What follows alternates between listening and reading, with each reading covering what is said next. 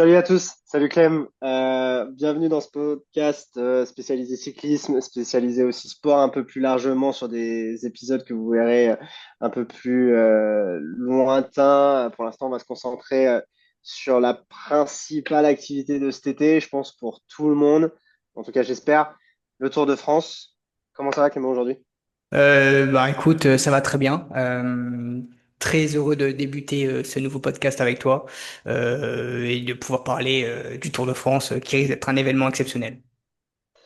C'est vrai, en plus on commence dans la région du Nord, hein, donc par chez toi, je pense que ça va être une belle fête, hein, terre de vélo.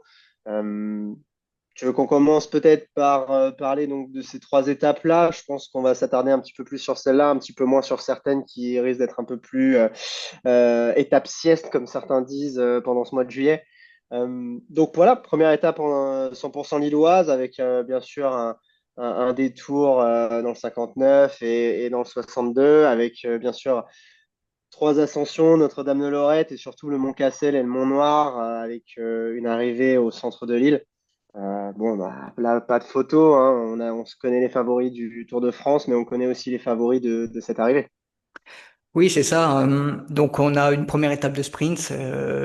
C'est bien parce que ça fait quelques années que ça n'arrive pas forcément toujours. Ça démarre à Lille, donc en tant que Lillois, forcément, je suis très heureux. C'est vrai qu'on a trois étapes dans le Nord, mais on a aussi une étape dans les Hauts-de-France, en Picardie. Mais oui, une première étape vraiment promise pour les sprinteurs. J'en vois trois gros favoris pour le sprint qui se dégage sur ce Tour de France, à savoir Merlier, Philipsen et Jonathan Milan. Donc je vois une première étape pour l'un de ces trois garçons. Ouais, je suis assez d'accord avec toi. En plus, ça arrive avec des grands boulevards, donc peut-être un point en retrait sur Jasper Philipsen. Néanmoins, effectivement, il fait partie quand même de ce top 3 des meilleurs sprinters actuellement. Moi, je mettrais une petite pièce peut-être plus sur Jonathan Milan que Tim Merlier, mais c'est vrai que quand les deux s'affrontent, c'est un peu 50-50. Donc, à voir qui sera ce premier maillot jaune du Tour de France. En tout cas, voilà, on n'espère pas trop de chute aussi pour les favoris et une arrivée groupée sans surprise normalement. Euh, c'est vrai qu'en plus, dès le lendemain, en plus, on va arriver sur une étape assez vallonnée, avec une arrivée en côte, ou en tout cas en faux plat montant. On se souvient que ça fait un moment qu'on n'est pas arrivé à Boulogne-sur-Mer. Dernier vainqueur, il me semble être Peter Sagan. Je ne sais pas ce que tu en penses de cette arrivée avec trois côtes en l'espace de quelques kilomètres, en l'espace de voilà d'une quinzaine de kilomètres. Je sais qu'on avait eu ce débat, effectivement, de savoir si les favoris allaient bouger. Je ne pense pas, peut-être des Mathieu Van Der Poel, etc., et autres consorts, voulant éviter peut-être une arrivée sprint massif, vont vouloir bouger. Mais voilà, moi, je pense que pas forcément qu'on aura de mouvement de course de la part des favoris. Je pense pas qu'on va forcément voir d'attaque des favoris parce que c'est pas là qu'ils voudront gagner du temps. Par contre, il faudra faire attention à ne pas prendre une cassure assez bête dans les trois dernières montées, là, comme tu dis, dans les 15 dernières bornes. Euh, Ce serait un peu bête pour quelqu'un qui veut se placer au général de perdre une quinzaine ou une trentaine de secondes en peu de temps sur une erreur de placement. Euh, Après, donc, je ne vois pas les favoris forcément gagner du temps, mais c'est vrai que pourquoi pas, si ça bagarre un petit peu et que Pogacar est là dans le groupe, aller chercher des bonifications, c'est possible. Ouais, je pense aussi à un coup de bonification. Il est clairement le plus rapide des trois favoris du Tour de France sur une arrivée au sprint. Néanmoins, il y a quand même une sacrée masse d'autres coureurs aussi qui peuvent tirer leur épingle du jeu sur ce genre d'arrivée. Donc à voir, mais une étape qui pourrait être intéressante et donner effectivement quelques surprises avec un stress sur les 15 dernières bornes qui risque de tirer un peu le peloton. Dès le lendemain, on va redescendre effectivement vers Valenciennes et remonter vers Dunkerque. Donc vraiment une région à 100% du nord, là encore, hein. On va retrouver Séclin, on va repasser par Béthune, on va repasser par Lillers. On va repasser encore une fois par le Mont Cassel. Et puis on va arriver directement à Dunkerque, là une arrivée au sprint, hein, clairement. Oui, clairement, elle est encore moins difficile que l'étape du départ. Euh, oui, c'est clairement une étape promise pour les sprinteurs, encore une fois. Sachant que après cette première semaine, ce sera plus compliqué pour eux, notamment avec les 2 semaines de tour. Du coup, Oui, encore l'un des trois favoris du sprint, je vois. Donc, ça va encore se jouer entre Merlier, Philipsen et Milan. Moi, je suis assez d'accord avec toi. Je pense que dès le lendemain, par contre, entre Amiens et Rouen, on va retrouver encore ce système de toboggan. C'est vrai que dans les 50 derniers mois, on en a une, deux, trois, quatre, cinq, six ascensions avec un final en fond plat montant. Euh, Là, pour le coup, on risque d'avoir des mouvements de course un peu à la Liège-Bastogne-Liège de la part de certains, de la part de connaisseurs comme Tadej Pogacar, Remco Evenepoel, peut-être aussi d'autres outsiders qui vont vouloir tirer leur épingle du jeu avec le chaos qui devrait s'en suivre et des petits groupes qui vont un petit peu se former. Un favori peut-être avec Mathieu Van Der Poel. Néanmoins, on va pouvoir tester peut-être un petit peu les jambes déjà sur cette étape. Oui, c'est clairement une étape où beaucoup voudront tenter leur chance. Il y a l'occasion quand même de s'emparer du maillot jaune sur cette étape. Même pour un favori, si on veut empêcher Remco de le prendre sur la cinquième étape le lendemain, avec à coup de bonification et peut-être un petit écart, ça peut être intéressant pour un Tadej Pogacar s'il veut prendre le jaune et le conserver plus d'une journée. Ouais, c'est intéressant, effectivement, ce que tu dis. Dès le lendemain, on a le chrono à Caen, un chrono quand même de 33 km. On a vu sur le Dauphiné que Remco quand même paraissait intouchable. On va avoir quand même des spécialistes de la discipline présents comme Ghana et autres consorts. Néanmoins, effectivement, il se dégage comme le favori principal. On a vu Tadej Pogacar un peu plus en retrait, mais il avait bien expliqué cette contre-performance peut-être par un faux rythme au départ. Vingegaard paraît quand même bien au niveau sur ce genre d'effort suite au Dauphiné. Peut-être effectivement quelques écarts, et je pense même qu'on peut avoir des écarts déjà d'une vingtaine, trentaine de secondes, hein, vu le niveau affiché par Remco, même sur les championnats de Belgique, qui sont décantés à 90 km de l'arrivée, avec une victoire finale de Tim Wellens. Mais effectivement, Remco peut déjà prendre son premier maillot jaune de sa jeune carrière. Et je pense que chez Tadej Pogacar et Vingegaard, on fait très attention à ce chrono et à l'étape de la veille. Oui, clairement. Donc, une vingtaine de secondes, c'est à peu près le temps que je misais sur que Remco allait prendre sur ses deux adversaires pour la course générale. Après, à voir qui sera le meilleur sur le chrono entre Pogacar et Vingegaard. Dans tous les cas, je pense pas que ce chrono sera décisif pour la victoire finale. Mais oui, Remco, en espérant qu'il n'ait pas perdu trop de temps sur des bonifications par rapport à Tadej Pogacar sur les deux premières étapes vallonnées, peut potentiellement prendre le maillot jaune sur ce chrono. Ouais, au final, on a quand même 3 jours assez spéciaux, hein, parce qu'on a une étape vallonnée, effectivement, avant le chrono, on a le chrono de Caen, et puis dès le lendemain, on a une étape assez accidentée, avec peut-être une première opportunité pour une échappée d'aller au bout. On a quand même 200 km. On a quand même des spécialistes encore hein, qui vont être présents sur ce genre d'étape, qui aiment bien les longs kilomètres et sur ces étapes un peu de transition. Et ça risque de batailler assez fort pendant les 50, 60 premières bornes pour prendre une échappée. Mais là encore, si effectivement on veut contrôler, aller chercher des modifications du côté de Tadej Pogacar, si Mathieu Van Der Poel n'a pas fait un mauvais chrono et qu'il souhaite récupérer peut-être un maillot jaune, on a quand même aussi de quoi faire. Donc cette étape peut être aussi intéressante et peut être piégeuse d'ailleurs, parce qu'on est en Normandie, on peut avoir du vent. Donc là, attention effectivement à pas forcément gagner le Tour de France, mais en tout cas à pas perdre de précieuses secondes et ou de précieuses minutes. Oui, c'est ça. Je pense que c'est pas une étape où les favoris vont vouloir se disputer le général. Même les bonifications, j'y crois un peu moins sur cette étape parce que je pense qu'elle est un peu moins enclin pour les favoris. Hum, Par contre, oui, c'est vrai que attention à ne on ne va pas gagner le Tour de France sur cette étape. Par contre, oui, on peut le perdre sur une bordure, sur une cassure un peu bête dans les dernières montées. Euh, les On a trois favoris, l'impression je les vois de, pas prendre une cassure. En revanche, les autres qui visent peut-être un top 10, faut faire attention. On a un peu l'impression d'être sur France Télé hein, en disant ça, que le Tour se gagne pas en première semaine, mais peut se perdre. Mais là, pour le coup, cette année, enfin, effectivement, on a quand même on a une entrée en matière qui est quand même avantageuse pour les sprinteurs. Même à Boulogne, on peut arriver au sprint, ou en tout cas en comité réduit, mais avec des sprinteurs. Et puis après, enfin, on n'arrête pas, quoi. Même le lendemain, on a encore une arrivée avec Mur de Bretagne, avec 2 ascensions de Mur de Bretagne. On sait qu'à l'époque, Mathieu Van Der Poel avait pris son premier maillot jaune avec un maillot à l'effigie de son grand-père. Attention encore à cette étape aussi, à pas avoir un contre-coup des efforts fournis pendant 3-4 jours. Là, je pense que cette étape a marqué Tadej Pogacar en noir et blanc sur ce genre d'arrivée. Je pense pas qu'il y ait aujourd'hui quelqu'un qui puisse rivaliser avec lui sur ce genre d'arrivée. Peut-être Julien Alaphilippe, si on est sur un très grand Julien Alaphilippe des grandes heures. Mais même Mathieu Van Der Poel aujourd'hui risque d'accuser le coup sur ce genre d'arrivée à 2 km à 7% de moyenne. Oui, clairement, pour moi, c'est le grand favori de cette étape, le Slovène.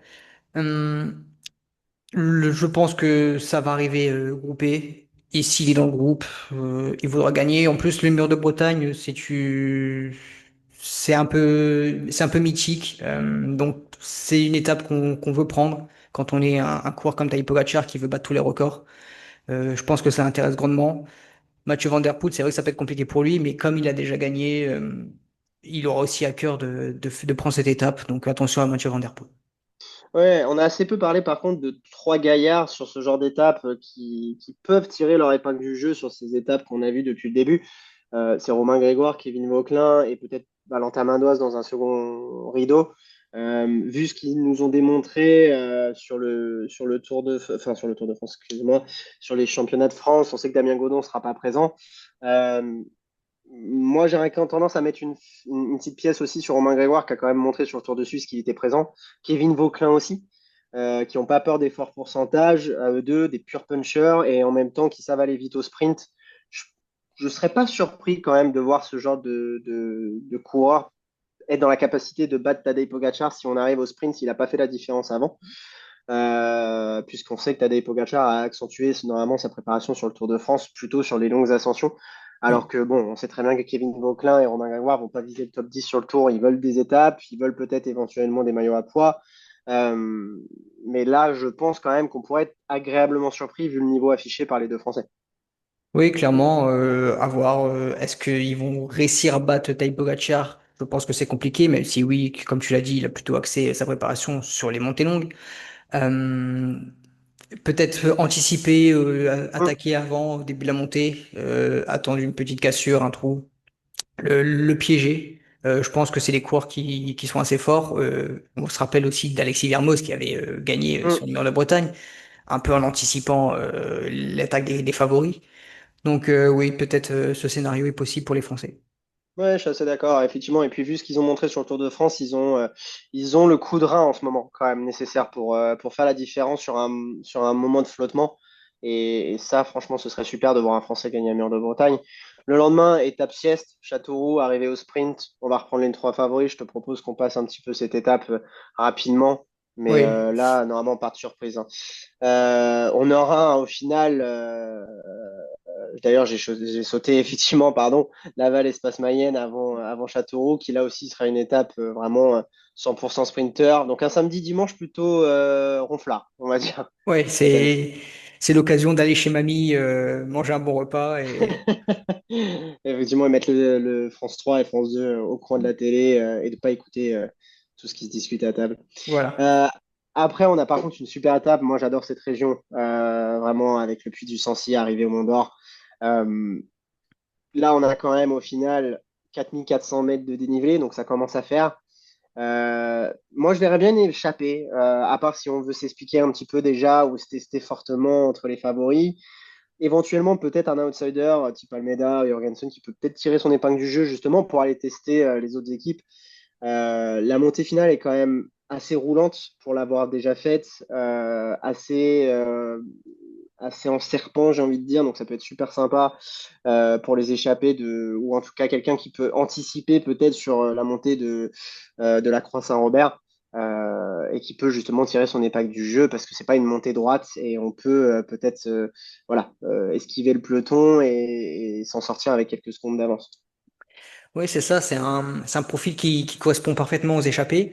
Mais c'est vrai qu'au final, c'est la première étape, on peut dire, de montagne de ce Tour de France, même Mm. s'il n'y a pas de très grand col. Donc, ça va un peu dépendre des favoris. Est-ce qu'il y aura déjà des écarts entre eux? Est-ce qu'ils voudront se faire la guerre à ce moment-là, sachant que les très grosses étapes de montagne arriveront derrière? Euh, Oui, et puis il y aura déjà peut-être des efforts de fait sur la première semaine et le lendemain, on est en journée de repos. Donc peut-être qu'on va vouloir aussi laisser partir à ce Oui, moment-là. oui. Et puis, Il y a beaucoup d'étapes, de très grosses étapes de montagne sur ce Tour de France, donc je pense que les favoris décideront de laisser cette étape probablement pour une échappée. Mais par contre, avec pas beaucoup d'avance, du coup, il faudra s'employer quand même pour l'échapper. Tout à fait. Et puis après le jour de repos, on va pouvoir déjà tirer quelques conclusions sur qui sera hors du coup. Je pense qu'on aura déjà des écarts, peut-être pas des écarts astronomiques, mais on aura quand même quelques écarts entre les outsiders pour savoir qui va jouer le top 5 et qui ne va pas jouer le top 5 au final. Et puisque dès le lendemain de la journée de repos, on est à Toulouse, on a quand même deux côtes hein, au final, en regardant le parcours dans les 15 derniers kilomètres. Donc en fonction de comment on monte, à quelle vitesse on monte pour certains sprinteurs, attention à Merlier et à Milan pour ne pas se faire éjecter. On sait que Philipsen passera ce genre de boss et il réglera sûrement tout le monde derrière si tout va bien. Mais attention effectivement aux deux grosses cuisses du peloton à ne pas se faire éjecter. Je te propose qu'on passe rapidement aux choses Oui. sérieuses. On va arriver au Shotakam. Otakam, montée quand même assez mythique. On a 13,5 km à 7,8% de moyenne. Et avant, on aura eu quand même le col du Soulor avec 12 km presque à 7,3%. Et en mi-descente, on aura le col des Bordières à 3,1, 7,7% de moyenne. Là, clairement, pas d'échappée. On va déjà se tester fortement. Si Pogacar est aussi dominant que l'année dernière et comme il a l'air de le montrer sur le Dauphiné, on va déjà vouloir mettre une première banderie et aller se tester. Oui, c'est ça. Je pense que on est enfin sur les premiers cols de ce Tour de France qui arrive finalement assez tard. Mais oui, c'est une étape pour les favoris. Je pense que ça va vous l'envoyer fort. Tu as parlé de Tadej Pogacar, mais je pense que Jonas Vingegaard, en fonction de sa forme, faudra aussi faire rouler son équipe. Hum, hum, Euh, hum. donc oui, ça va rouler très fort. Ça laissera pas l'échappée partir. Ça laissera peut-être l'échappée partir, mais elle sera reprise avant Avant le l'arrivée. sommet. Tout à fait. Et oui, première explication pour les favoris. Je pense que ça fera déjà 12 jours qu'ils attendent. Ils voudront, ils voudront se batailler sur cette étape. Oui, et puis alors on sait que normalement Vingegaard est meilleur sur des longs efforts, mais 13 km, c'est pas si long que ça pour Tadej Pogacar, il l'a montré l'année dernière. Je pense qu'il a fait beaucoup de progrès, on l'a vu sur le Dauphiné qu'il est capable de tenir ses efforts et même relâcher à la fin. Attention à l'ego et attention surtout à la bête blessée peut-être du côté de Jonas Vingegaard. Euh, à suivre, mais je pense que de toute façon, dès le lendemain, on va avoir une autre explication, mais sur une première depuis un très long moment sur le tour puisqu'on a enfin un chrono en montagne à Péragurde. 8 km d'ascension à 7,9% de moyenne pour un chrono total de 11 km. Donc clairement, tout ce qui est Pipogana, etc., c'est out. On va avoir une explication purement Vingegaard, purement Jonas, excuse-moi, j'ai répété Pogacar, deux fois. Remco. Effectivement, Remco peut-être. Alors ça, c'est le grand point d'interrogation. On sait que Joao Almeida est quand même très bon sur ces courses-là. On sait aussi que Matteo Jorgensen n'a pas peur de ces efforts-là. Et aussi, on a oublié que, à part Tadej Pogacar qui a déjà gagné le chrono à la planche des Belfi, c'était au détriment de Primoz Roglic qui sera présent sur ce Tour de France. Et Oui. il avait quand même aussi gagné le Giro sur ce genre d'arrivée. Donc attention à lui aussi, on en a très peu parlé dans les premières étapes, alors qu'il peut faire partie de ces outsiders plus plus. S'il n'en a pas déjà gagné une, peut-être qu'il l'a déjà coché celle-là du côté de Primoz. Oui, clairement, Primoz Roglic peut tenter de jouer un coup sur cette étape. De toute façon, je pense que oui, ce chrono sera pour lui un marqueur au final, sur son Tour de France, sur la suite de son Tour de France en tout cas. Je pense que et de Un savoir peu comme si Remco, hein. Un peu comme Remco au final. oui, c'est vrai, au final, c'est deux qui sont d'excellents rouleurs, qui sont peut-être, qui en tout cas étaient l'année dernière les deux meilleurs derrière Tadej Pogacar et Jonas Vingegaard. Euh, Est-ce que à ce moment-là, à la fin de ce chrono, on saura si oui ou non les deux experts encore potentiellement battre l'un des deux, ça m'étonnerait. Mais viser le podium pour Primoz Roglic qui, je trouve, affiche des signes de moins en moins rassurants pour ça, notamment dû à son âge. Euh, Ce sera une belle réponse sur ce chrono. Je pense qu'il peut faire quelque chose, mais ce sera révélateur si oui ou non. Est-ce que on ne devrait pas passer plutôt à un Lipovic en tant que leader de la Red Bull? Ouais. Après, on n'aura peut-être pas de gros écarts, sauf peut-être des défaillances de certains, parce que c'est typiquement sur ce genre d'effort où certains peuvent partir trop fort et à la fin est quand même assez violente. Et dès le lendemain, on aura peut-être pour eux une opportunité de se rattraper avec une étape quand même dantesque, 183 km, avec quatre ascensions assez violentes, donc deux hors catégorie, le col du Tourmalet, 19 km à 7,4% de moyenne. On connaît tous le col du Tourmalet, pur cycliste. Là, on a quand même juste derrière le col d'Aspin, classé en deuxième catégorie. Alors, 5 km à 7,6% de moyenne, moi, je l'aurais mis en première. Je ne Ouais. l'ai pas monté, mais de ce que j'ai pu voir sur des amateurs, c'est quand même assez dur. Et après, on a le col de la Perre aux Sourdes, 7,1 km, donc un peu plus long de 2 km, 7,8% de moyenne. Donc, à peu de choses près, on est sur la même monde. Et juste derrière, Luchon Super Bannière. Alors, je ne me souviens pas d'arriver à Luchon Super Bannière. Il y a dû en avoir, mais je ne me souviens pas. La Et dernière est en 12,4. 92, il me semble. D'accord. Eh ben écoute, qui avait gagné? Tu te Alors souviens là, je pas? sais pas. Je regarderai à l'occasion. 12,4 km, donc là aussi on est quand même sur une longue ascension, peut-être pas aussi longue qu'au Takam puisqu'on était à environ 14, 13,5 de mémoire, 7,3% de moyenne et on est à 1800 mètres d'altitude après avoir passé les 2000 au col du Tourmalet. Donc là aussi étape dantesque, peut-être première victoire française? Première victoire française, oui. Peut-être pas tout de suite, c'est Je peut-être encore vois, trop tôt. je vois qu'un seul Français potentiellement s'imposer sur cette étape, ce serait Lenny Martinez. Hmm, Euh, mais je pense que ce serait dans une échappée. Donc, faudrait qu'il ait perdu du temps déjà sur sur les les deux étapes autres. Hmm. précédentes. Après, il a annoncé qu'il ne visait pas le classement général sur ce Tour de France. Après, est-ce que c'était vrai ou est-ce que c'était de l'intox? Je pense On... que quand on voit son Dauphiné, j'ai l'impression qu'il n'est pas encore peut-être prêt à assumer ces grosses responsabilités-là. On l'a vu qu'il n'était peut-être pas dans une forme ultra optimale, ou en tout cas sur le Dauphiné, peut-être que ça va mieux depuis. Peut-être qu'il va arriver en troisième semaine en pleine bourre. On sait qu'il y a une étape un peu plus loin dans le tour qui lui tient à cœur. Effectivement, s'il a perdu du temps, on voit bien peut-être une grosse collection de points pour le classement de la montagne et une victoire.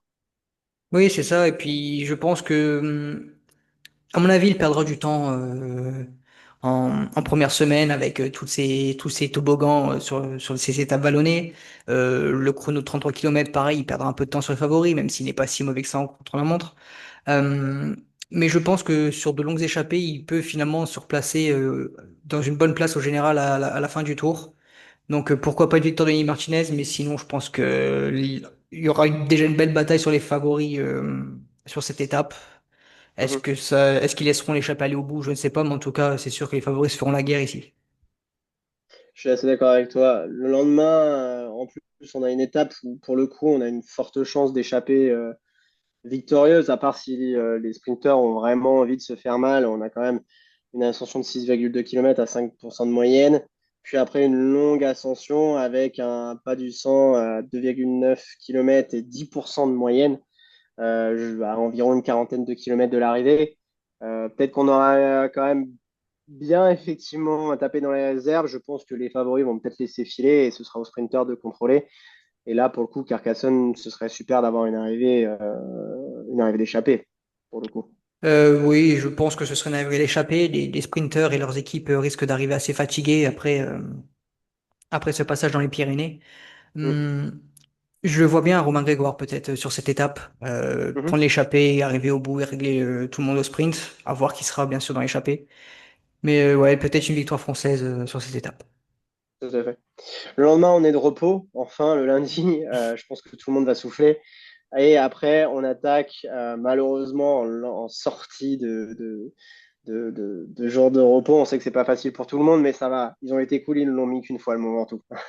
Ouais. Ils auraient pu le mettre deux fois avec la dernière fois la victoire de Wout van Aert qui était quand même spectaculaire.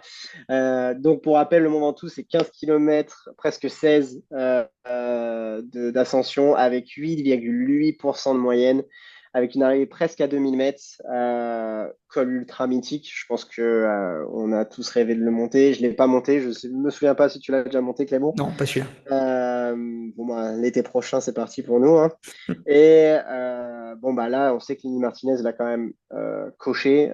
Ce serait génial pour lui. Mais Jonas Vingegaard a quand même la dernière fois fait mal à Tadej Pogacar sur cette ascension et je pense qu'il aura à cœur de refaire la même chose. Oui, clairement, je pense que le Mont Ventoux est parfait pour faire mal à l'un des favoris quand forcément on est favori. Euh, En plus, c'est une des difficultés du Mont Ventoux, c'est que autour c'est relativement plat et que là il y a vraiment aucune bosse qui peut réellement faire mal aux coureurs avant ce Mont Ventoux, et les changements de braquet entre l'étape et les braquets qui arrivent sur le Mont Ventoux sont assez dantesques et on se rend pas compte, mais c'est très dur pour les jambes. Euh, et je vois, oui, bien les favoris se faire la guerre là-dedans. Et malheureusement pour moi, Lenny Martinez ne saura pas suivre les Hmm. énormes attaques de Pogacar, Vingegaard et Oui, comme tu potentiellement dis. Remco. Oui, c'est peut-être trop plat, effectivement, pour une échappée d'aller au bout. Effectivement, peut-être une surprise avec une anticipation de quelqu'un, autre que les trois favoris. Néanmoins, je pense que là, peut-être Remco va afficher ses limites sur ce genre d'ascension. Il a fait des progrès hein, quand même en montagne, même si sur le Dauphiné, ça s'est pas forcément vu. Il ne faut pas oublier qu'il a eu une saison un peu gâchée cet hiver à cause d'une chute à l'entraînement percutée par une automobiliste. Je pense qu'il va être pas trop mal dans les Pyrénées. Néanmoins, là, sur une montée de presque voilà, 16 km, on va quand même voilà, faire un peu plus moins dans la dentelle quoi, pour lui. Néanmoins, ça risque de monter très vite, effectivement, comme c'est plat avant, et le changement de braquet risque d'être très violent. Et si quelqu'un n'est pas dans le bon mood à la sortie du jour de repos, ça risque d'être compliqué.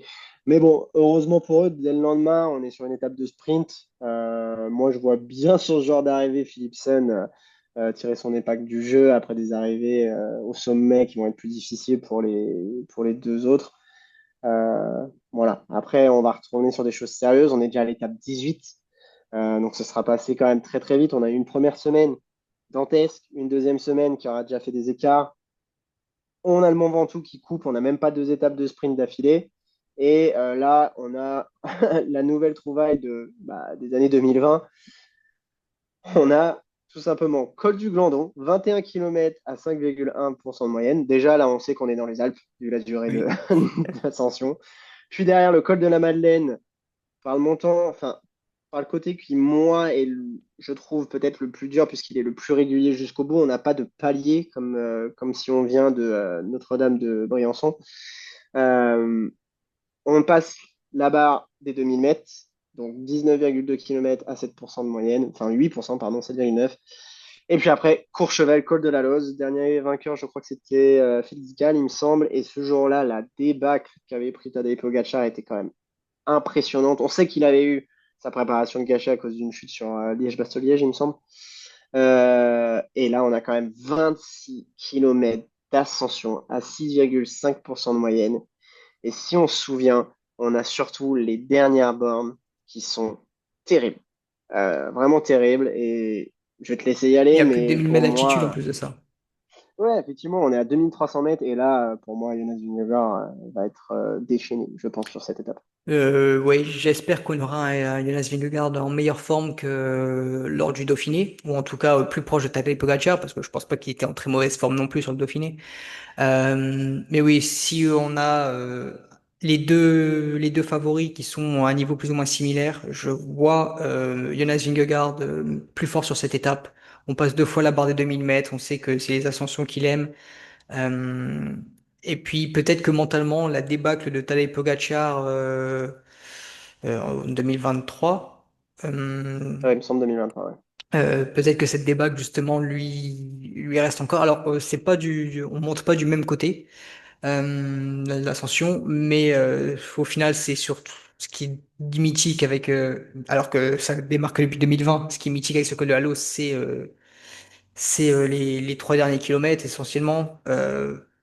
Et là-dessus, je pense que oui, Jonas Vingegaard peut faire très mal. Je pense qu'il aura à cœur justement de faire mal. Le Tour de France peut se jouer clairement sur cette étape. Ouais, et puis enfin, il y aura, là, on n'a plus de situation où il faut sauver les forces. Parce que dès le lendemain, on a cinq ascensions qui sont assez fortes avec Côte d'Henry-sur-Ugine. On a le col des Saisies juste derrière, le col du Pré, Cornet du Roseland à presque 2000 mètres. On redescend et puis après, hop, la plagne, 2000 mètres d'altitude, 19,1 km à 7,2% de moyenne. Là, on aura peut-être effectivement une victoire française ou en tout cas une victoire de quelqu'un qui va anticiper, puisqu'on va peut-être s'observer un peu plus, puisque dès le lendemain, on est un peu plus voilà, calme. Mais cette étape qui amène à la plane, je ne sais pas ce que tu en penses, mais elle va sceller tout ce qui va se passer par la suite, puisque le lendemain, on est sur une étape très accidentée, mais qui ne devrait pas changer grand-chose entre Nantua et Pontarlier. Oui, c'est ça. Je pense que cette étape à la Plagne est une très belle étape en soi. Ça peut être une grosse étape normalement qui peut avoir beaucoup d'importance sur le classement général. Sauf qu'avec l'étape monstrueuse de la veille, je pense que les favoris vont attendre un peu plus avant de s'attaquer. Et je pense qu'ils vont vraiment attendre Mhm. la dernière ascension pour essayer de faire des écarts. Et du coup, ça laisse une bonne opportunité pour une échappée et potentiellement des coureurs français qui se seraient glissés en cette échappée. Et je pense encore une nouvelle fois à Lenny Martinez, qui, je pense, a une occasion de faire de belles choses sur cette étape. Ouais, c'est vrai que l'étape de la veille, si ça se met dessus au-delà du col de la Lose, t'imagines la dinguerie si ça se met dessus sur le col de la Madeleine alors qu'il reste derrière le monstre à se taper. Ce serait quand même génial. Le lendemain, étape pour moi d'échapper. Peut-être effectivement si ça a coup de seconde entre les deux, trois favoris, on aura peut-être une course de mouvement. Mais je pense qu'à ce niveau-là, le tour sera réglé, hein. Parce que dès le lendemain, on a Mantes-la-Ville, Paris-Champs-Élysées, avec bon, la grosse nouveauté de mettre la côte de but de Montmartre de 3 fois. Je pense qu'encore une fois, à part chute, à part si on est dans une quinzaine de secondes d'écart ou trentaine de secondes d'écart, on aura peut-être un puncher qui va les gagner cette fois-ci au lieu d'un sprinter. On sait que ça fait crier beaucoup de sprinters d'ailleurs. Mais voilà, ça c'est clair que moi je suis pas fan. Je sais que toi t'aimes un petit peu plus. Mais je pense pas que ça va apporter du spectacle. Je pense que tout sera réglé à la dernière étape de la plage. Oui, alors c'est vrai que moi je suis un peu plus ouvert à ce changement de parcours. Je dis pas forcément qu'il est parfait. C'est vrai que je trouve que 3 fois l'ascension, ça fait peut-être un peu beaucoup. Mais je suis plutôt d'avis à changer cette étape classique des Champs-Élysées qu'on répète chaque année, même si l'année dernière, pour cause de Mm. JO, ça s'était terminé sur un chrono à Nice. J'en avais un peu marre du sprint des champs. Mhm. Mais c'est vrai que 3 ascensions de cette côte qui est raide, assez serrée, donc peu de place pour un peloton. Les leaders du général voudront rester accrochés à l'avant-poste pour ne pas prendre une cassure bête. Les sprinters voudront rester au cas où ça passe, plus les punchers qui voudront attaquer. Ça risque malheureusement de créer des chutes et j'espère qu'on ne perdra pas le maillot jaune qui, sur cette étape, ce serait quand même très dommageable pour l'organisation de perdre sur la dernière étape son vainqueur du Tour de France. Ouais, et puis moi je trouve la descente de Montmartre assez tornitueuse. Euh, je sais pas si j'ai utilisé le bon mot et je sais même pas si c'est un mot français, mais en tout cas, pour avoir vu Wout van Aert quand même tomber sur les JO justement à cause de ce genre de descente, je suis pas convaincu. Je pense que les sprinters se sont tellement accrochés que ça va frotter comme pas possible pour essayer d'être dans les premières positions. Moi, j'aurais eu deux ascensions avec une quinzaine de kilomètres avant l'arrivée, ça m'aurait pas dérangé. Là, il y en a à peine 5, 5-6. Pour moi, c'est pas le bon, comme tu dis, modèle. Je suis d'accord avec le fait de le faire une ou deux fois, mais peut-être avec un petit peu plus de distance avant l'arrivée pour refaire peut-être dernière fois le tour de l'Arc de Triomphe. Et au moins, ça ajoute du suspense. Mais là, voilà, s'il y en a un qui sort dans la côte de Montmartre qui fait un gros écart, c'est que la descente jusqu'à l'arrivée, c'est virage à gauche, virage à droite, ça va être réglé, quoi. Donc, Ouais. mais en tout cas, je ne sais pas ce que tu en penses. Il nous reste peu de temps sur ce podcast, mais ça va être un beau Tour de France. Je pense que tous les jours, il peut se passer quelque chose, sauf les étapes siestes, comme on l'a dit au début. Oui. Mais on a l'impression que chaque semaine peut se passer quelque chose d'assez intéressant, et même à Paris, même si je suis pas fan, mais ça risque d'être un tour un peu plus dans le suspense quotidien. C'est ça. Alors, faudra forcément voir l'écart de niveau entre les deux favoris. Peut-être qu'on aura un tour magnifique avec les deux favoris qui se font la guerre jusqu'au bout. Mhm. Peut-être que on aura un Tadej Pogacar bien au-dessus de Jonas Vingegaard. Ce sera un peu dommage pour le spectacle, mais je pense que C'est clair, même dans cette situation, il y aura du spectacle sur ce Tour de France. c'est clair. Beaucoup d'étapes Mm. qui permettent pour les maillots, pour le maillot à poids, pour le maillot vert, qui risque d'être très intéressant parce que c'est pas forcément un pur sprinter qui remportera le maillot vert cette année. Je pense notamment à Mathieu Van Der Poel qui a Mm. qui a une carte à jouer. Il peut Mais gagner sur les champs d'ailleurs. oui, exactement. C'est pour ça que je vois bien Mathieu Van Der Poel avec les premières étapes vallonnées, qu'il peut aller claquer. Je pense que miser sur Mathieu Van Der Poel pour maillot vert, c'est intéressant. Ouais, je suis d'accord. Bon, en tout cas, merci à tous d'avoir écouté sur ce podcast. C'était la première pour nous. On espère que ça vous a plu. Il y aura sûrement des petits épisodes qui arriveront, peut-être plus équipe par équipe ou les chances françaises, les gens à suivre. Et on va essayer d'être assez actifs pendant ce Tour de France, même si ça va pas être simple. Et on espère que ça vous aura plu. Je vous souhaite une bonne soirée. À la prochaine. Et puis, prenez soin de vous et faites du vélo surtout. Allez, salut! Salut.